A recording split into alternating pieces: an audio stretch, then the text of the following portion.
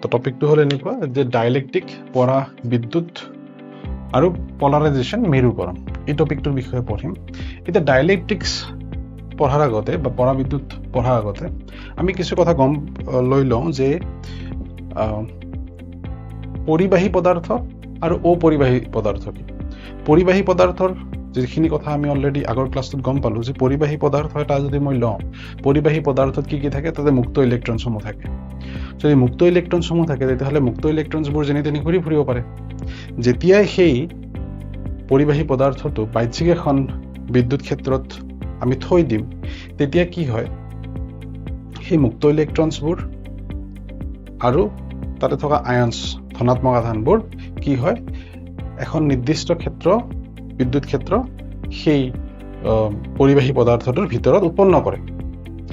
আৰু যাৰ ফলত সেই যেটো উৎপন্ন হোৱা বা আবিষ্ট হোৱা বিদ্যুৎ ক্ষেত্ৰ সেই আবিষ্ট হোৱা বিদ্যুৎ ক্ষেত্ৰ বাহ্যিক বিদ্যুৎ ক্ষেত্ৰ কি কৰে অপোজ কৰে যাৰ ফলত আমি কি পাওঁ পৰিবাহী পদাৰ্থৰ ভিতৰত মুঠ যেটো ক্ষেত্ৰ তাৰ মান 0 পাওঁ আগৰ ক্লাছত আমি চাইছিল এতিয়া আমি আলোচনা কৰো অপৰিবাহী পদাৰ্থৰ ক্ষেত্ৰত কি হয় অপৰিবাহী পদাৰ্থ আসলতে ডাইলেক্ট্ৰিক্স হল সেইবোৰ যিবিলাক অপৰিবাহী পদাৰ্থ ইহঁতে পৰিবাহী ইহঁতত ফ্ৰী ইলেক্ট্ৰনছ নাথাকে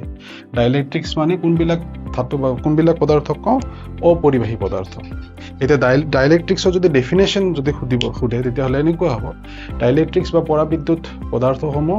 যিসমূহ পদাৰ্থক আমি বাহ্যিক এখন বিদ্যুৎ ক্ষেত্ৰত ৰাখিলে সেই পদাৰ্থটোত কি হয় এখন আবিষ্ট বিদ্যুৎ ক্ষেত্ৰৰ উৎপন্ন হয় বিদ্যুৎ ক্ষেত্ৰ তাতে ভিতৰত এখন উৎপন্ন হয় তো এনেকুৱা ধৰণৰ পদাৰ্থক আমি কি বুলি কওঁ এনেকুৱা ধৰণৰ পদাৰ্থক আমি কি বুলি কওঁ আমি ডাইলেক্ট্ৰিক্স বা পৰাবিদ্যুৎ বুলি কওঁ তাতে সেই পদাৰ্থটোৰ ভিতৰত মুঠ ইলেক্ট্ৰিক ফিল্ড বা মুঠ বিদ্যুৎ ক্ষেত্ৰ পৰিমাণ থাকে ইয়াতে শূন্য নহয় তো আমি জানি লওঁ যে অপৰিবাহী পদাৰ্থ কি অপৰিবাহী পদাৰ্থ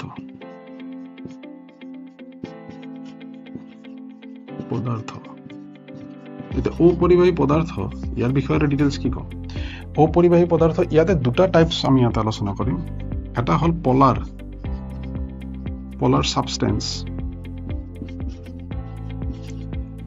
সাবষ্টেন্স বা ধ্ৰুৱীয়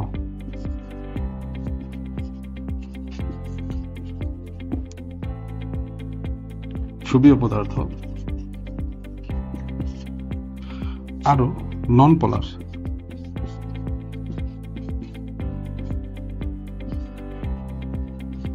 সাবষ্টেন্স অধ্ৰুৱীয়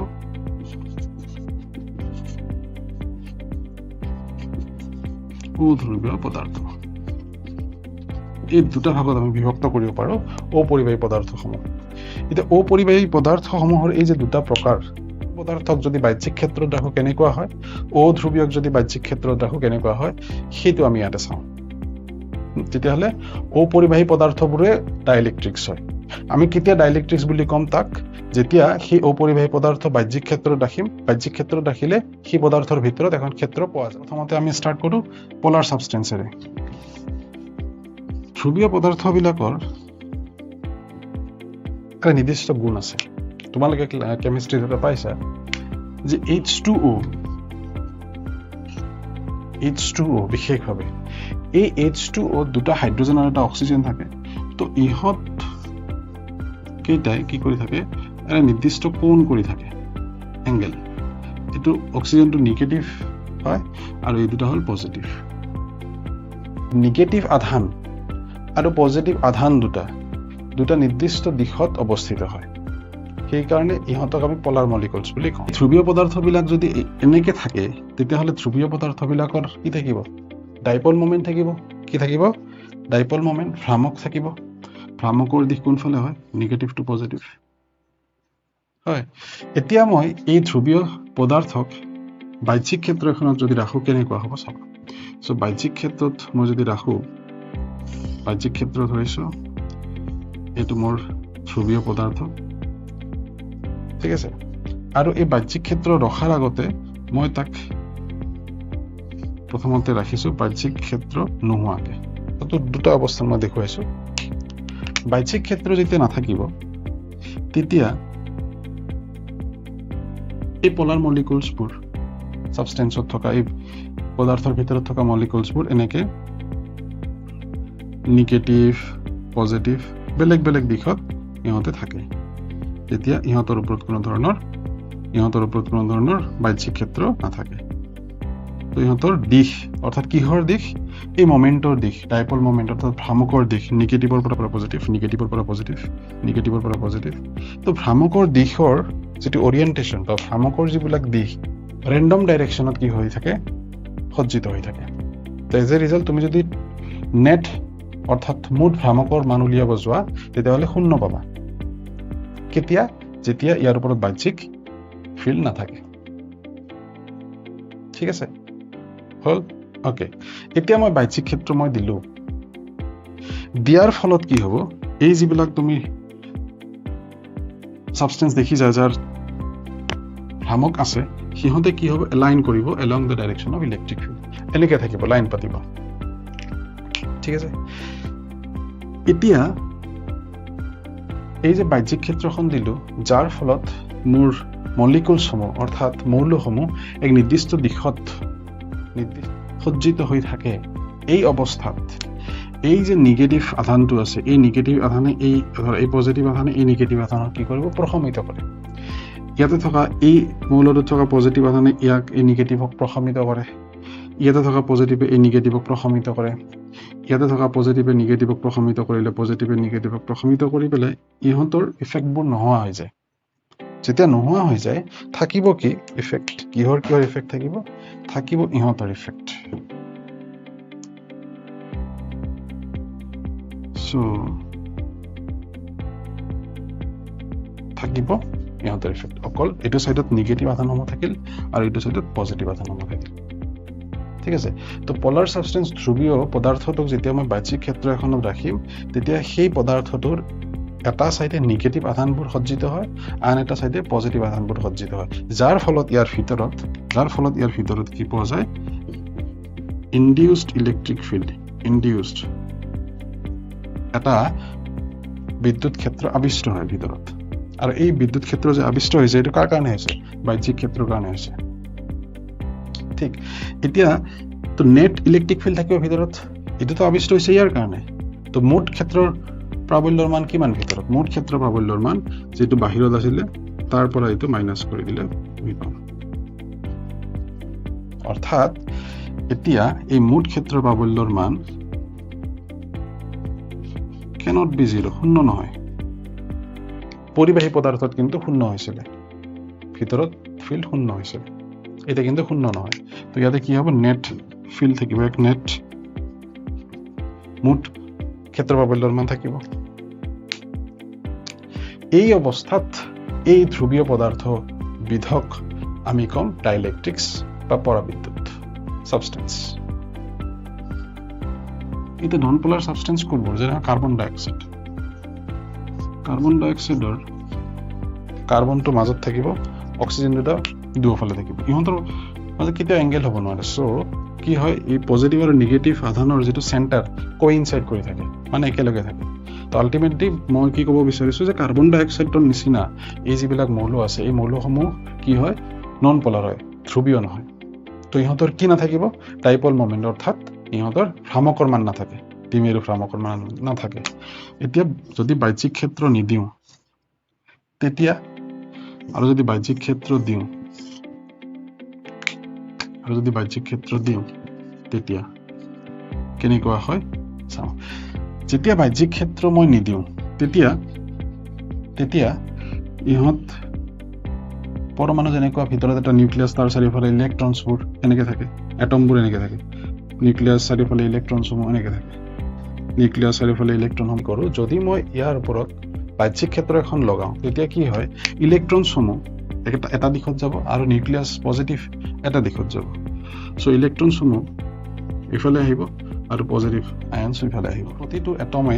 এটা দ্বিমেৰু ভ্ৰামক লাভ কৰিব ইয়াৰ দ্বিমেৰু ভ্ৰামক থাকিব সোৱা পজিটিভ আৰু নিগেটিভ দ্বিমেৰু ভ্ৰামক সবৰ দ্বিমেৰু ভ্ৰামক থাকিব ঠিক আছে আৰু যদি মই বাহ্যিক ক্ষেত্ৰখন গুছাই দিওঁ আকৌ সেই নন পোলাৰ সাবষ্টেন্সটো অধ্ৰুৱীয় পদাৰ্থবিধ আকৌ অৰিজিন আগৰ অৱস্থালৈ আহিব ঠিক আছে এই সিচুৱেচনত এই সিটুৱেশ্যনত এই পজিটিভটো নেগেটিভক এই পজিটিভটো নেগেটিভক এই পজিটিভটো নেগেটিভক প্ৰশমিত কৰে কৰাৰ ফলত অকল এফালে নেগেটিভ থাকিব এফালে পজিটিভ থাকিব ইয়াতেও কি পাবা ভিতৰত ক্ষেত্ৰ হয় নহয় এখন বিদ্যুৎ ক্ষেত্ৰ পোৱা যাব ভিতৰত সেই বিদ্যুৎ ক্ষেত্ৰখন কেনেকুৱা হ'ব ইনডিউসড হ'ব আবিষ্ট হ'ব এটো দিশত থাকিব ইনডিউসড ঠিক আছে আগৰ দৰে সিস্টেমত হ'ব এতিয়া মই অলপ মানে ইয়াক বহলাই ইয়াতে দেখুৱাব বিচাৰো এই বাহ্যিক ক্ষেত্ৰখন কেনেকৈ উৎপন্ন হৈছে বাহ্যিক ক্ষেত্ৰ এখন উৎপন্ন কৰিব পৰা যায় যদি মই ইফালে ধনাত্মক আধানযুক্ত এখন প্লেট মেটালিক প্লেট ৰাখো ইফালে যদি নেগেটিভ আধানযুক্ত মেটালিক প্লেট ৰাখো তেতিয়া ইহঁতৰ মাজত কি হ'ব বাহ্যিক ক্ষেত্ৰ এখন সৃষ্টি হ'ব এই প্লেট দুখনৰ মাজত এখন বাহ্যিক ক্ষেত্ৰ সৃষ্টি হয় ইয়াৰ মাজত মই কি কৰিছো এই পৰাবৈদ্যুতিক বা পৰাবিদ্যুৎ যেটো সাবষ্টেন্স বা মেটেৰিয়েল আছে তাক মই ৰাখিছো ই পলাৰ হ'ব পাৰে নন পলাৰ হ'ব পাৰে সো এনেকৈ মই ৰাখিছো ঠিক আছে এটা ধৰা মই নন পলাৰ অধ্ৰুৱীয় পদাৰ্থ ৰাখিছো বাৰু অধ্ৰুৱীয় পদাৰ্থ ইয়াৰ মাজত ৰাখিছো ঠিক আছে তো ৰাখাৰ ফলত কি হ'ব ৰাখাৰ ফলত ইয়াত থকা এটমসমূহ কি লাভ কৰিব ভ্ৰামক লাভ কৰিব ইয়াত এই ডট ডট লাইনটোৰ ভিতৰত যিবিলাক আধান আছে সেই আধানবোৰে এটা আনটো প্ৰশমিত কৰে কৰিবলৈ নোহোৱা হৈ যায় তাৰ এফেক্টবোৰ তো থাকিব কি ইফালে নেগেটিভ আৰু ইফালে পজিটিভ ঠিক আছে এতিয়া মই ধৰি লৈছো যে এই যিখন প্লেট যাৰ কাৰণে মই এইখন প্লেট আৰু এইখন প্লেট এই যাৰ কাৰণে মই ভিতৰত বাহ্যিক ক্ষেত্ৰ ই নট লগাইছো ইয়াৰ মই এই প্লেটখনৰ মই আধান ঘনত্ব সাৰফেস চাৰ্জ ডেন্সিটি সিগমা বুলি কৈছো ইয়াৰ সাৰফেস চাৰ্জ ডেন্সিটি সিগমা অৰ্থাৎ সমান পৰিমাণৰ আধান দুখন প্লেটতে আছে ইয়াৰ ফলত এই যেটো অধ্ৰুৱীয় পদাৰ্থ বা ডাইলেক্ট্ৰিক মেটেৰিয়েলছ মই ৰাখিছো এই ডাইলেক্ট্ৰিক মেটেৰিয়েলছৰ এইখিনি অংশত নেগেটিভ আধান আবিষ্ট হ'ব ইনডিউসড হ'ব এই নেগেটিভ আধান ঘনত্ব থাকিব তাক মই ইনডিউসড বুলি কলো ইয়াতে পজিটিভ আধান আবিষ্ট হ'ব ইনডিউসড বুলি কলো এটা হল পজিটিভ এটা হল নেগেটিভ ঠিক আছে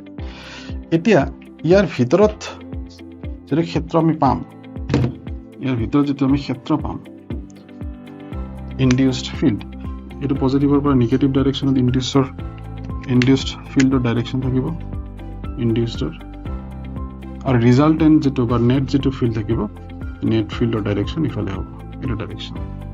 okay so net field inside this material অৰ্থাৎ ইয়াৰ ভিতৰত মুঠ ক্ষেত্ৰ বাহুল্যৰ মান বাহ্যিক যিমান দিছিল তাৰ পৰা আবিষ্টখিনি কি হ'ব মাইনাস হ'ব হয় ঠিক আছে এনেকুৱা হ'ব এতিয়া আমি গাউছৰ উপপাদ্যত পঢ়িছিলো এখন যদি পাত অসীম দৈৰ্ঘ্যৰ সুষম ভাৱে আহিত পাত এখিলাক যদি মই আহিত কৰো তো এই পাতখিলাৰ সাপেক্ষে এইটো বিন্দুত প্ৰাবল্যৰ মান কিমান হয় উলিয়াইছিল আৰু সেই প্ৰাবল্যৰ মান আছিল কিমান সিগমা বাই 2 এপসিলন নট এনেকুৱা আছিল হয় কি নহয় এতিয়া এই প্লেট দুখনৰ মাজত এই প্লেট দুখনৰ মই নাম দিও এ এণ্ড বি এই প্লেট দুখনৰ মাজত যেটো প্ৰাবল্য আমি ক্ষেত্ৰ প্ৰাবল্য বা বিদ্যুৎ ক্ষেত্ৰ প্ৰাবল্য লৈছো ইয়াৰ মান কিমান হ'ব ইয়াৰ মান এখনটো পজিটিভ প্লেট আনখন নেগেটিভ প্লেট এটা এটা বিন্দু পজিটিভৰ কাৰণে ইলেক্ট্ৰিক ফিল্ডৰ ডাইৰেকশন ইফালে হয় মই E1 বুলি কৈছো ইয়াৰ কাৰণে E1 এখনৰ নেগেটিভৰ কাৰণেও ইফালে সোমাই যায় তো ইয়াৰ কাৰণে কৈছো মই E2 সো মুঠ প্ৰাবল্য ভিতৰত কিমান হ'ব E1 plus E2 অৰ্থাৎ ইয়াকে দুবাৰ প্লাস কৰি দিয়া কাৰণ এখন প্লেটৰ কাৰণে ফিল্ড যিমান হ'ব এখন প্লেটৰ কাৰণে ফিল্ড সিমানেই হ'ব সো এখন প্লেটৰ কাৰণে এটো বিন্দুত ফিল্ডৰ ডাইৰেকশন ইফালে হ'ল এখন প্লেটৰ কাৰণে এই বিন্দুতে ফিল্ডৰ ডাইৰেকশন ইফালে হ'ল সো দুটা প্লাস কৰি দিলে এই দুটা যদি প্লাস কৰা টোটাল ফিল্ড ভিতৰত কিমান পাব জানেনে sigma by epsilon not so মুঠ ফিল্ড ভিতৰত কিমান পোৱা যায় ইয়াৰ মান কিমান হয় সিগমা বাই এপসিলন নট এনেকুৱা হয় মান ঠিক আছে ইয়াৰ মান সিগমা মানে সিগমা বাই এপসিলন নট তো ইয়াৰ মান কিমান হ'ব ইনডিউস যে হৈছে তো তাৰ কাৰণে একে ফৰ্মুলা হ'ব সিগমা এবাৰ ইনডিউস লিখিম ডিভাইড বাই এপসিলন নট ইয়াতে sigma greater than sigma induced সেই কাৰণে শূন্য নহয় ইহঁতক যদি আমি যোগ কৰোঁ নেট ফিল্ড ইয়াতে শূন্য নহয় কিয় কাৰণ ইয়াতে আধান ঘনত্ব এখন প্লেটত বা এখন প্লেটত ভিতৰত আবিষ্ট আধান ঘনত্বতকৈ বেছি সেইকাৰণে শূন্য নহয় এতিয়া এই যিটো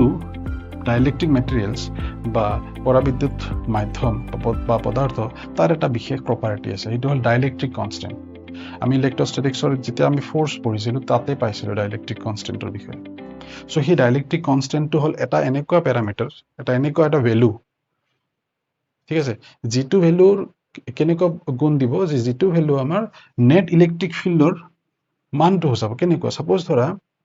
বাহ্যিক ক্ষেত্ৰৰ মান সাপোজ মই বাহ্যিক ক্ষেত্ৰৰ মান 20 বাহ্যিক ক্ষেত্ৰৰ মান 20 ঠিক আছে তেতিয়াহ'লে ভিতৰত ক্ষেত্ৰৰ মান কিমান হ'ব চ' বাহ্যিক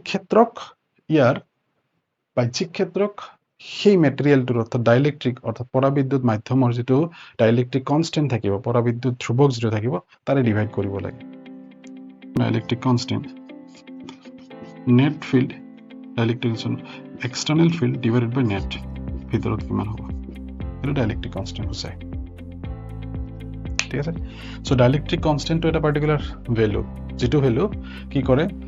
এই যিটো পৰাবৈদ্যুতিক মাধ্যম যিটো আছে তাৰ ভিতৰত ইলেক্ট্ৰিক ফিল্ড কিমান হ'ব তাক ডিটাৰমাইন কৰে এতিয়া যদি মই বেলেগ মেটেৰিয়েল লওঁ তেতিয়াহ'লে ইয়াৰ ভিতৰত ইলেক্ট্ৰিক ফিল্ডৰ পৰিমাণো বেলেগ হ'ব কাৰণ কেৰ মান বেলেগ পদাৰ্থৰ কাৰণে বেলেগ পৰাবিদ্যুৎ মাধ্যমৰ বাবে কেৰ মান বেলেগ হ'ব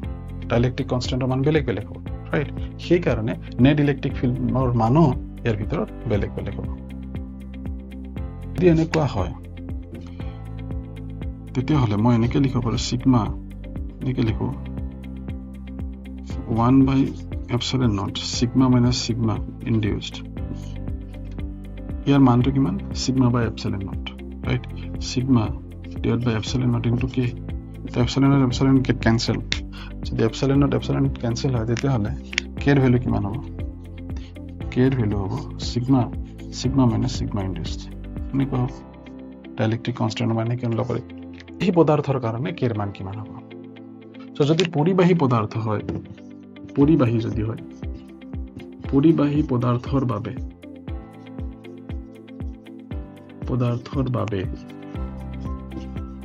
কেৰ মান পৰিবাহী পদাৰ্থত কি আছিল ফিল্ড 0 আছিল অৰ্থাৎ এই সিগমা ইনডিউসৰ মান যেহেতু পৰিবাহী পদাৰ্থৰ ভিতৰত ক্ষেত্ৰ প্ৰাবল্যৰ মান 0 আছিল তেতিয়াহ'লে সিগমা ইনডিউসৰ মানো সমান হ'ব যদি সিগমা ইনডিউসৰ মান সমান হয় তেতিয়াহ'লে তলৰ এই টাৰ্মটো 0 হ'ব মান কিমান হ'ব কেৰ মান কিমান হ'ব ইনফিনিটি হয় নহয় ইনফিনিটি হ'ব কেৰ মান কিমান হ'ব ইনফিনিটি 2 নম্বৰতে পৰিবাহী বায়ুৰ কাৰণে বায়ু মাধ্যমৰ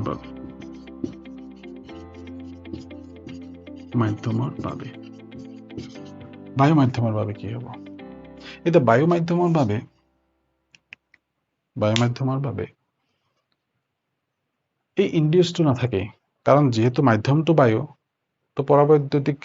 পৰাবিদ্যুৎ মাধ্যম নাই পৰাবিদ্যুৎ মাধ্যম যদি নাই তেতিয়াহ'লে ইনডিউসড এইটো নাথাকিলে ওপৰত সিগমা তলতো সিগমা থাকিব তাৰমানে কে এর মান কিমান হ'ব কে এর মান 1 হ'ব সো বায়ু মাধ্যম যদি হয় তেতিয়াহ'লে কে এর মান 1 হয়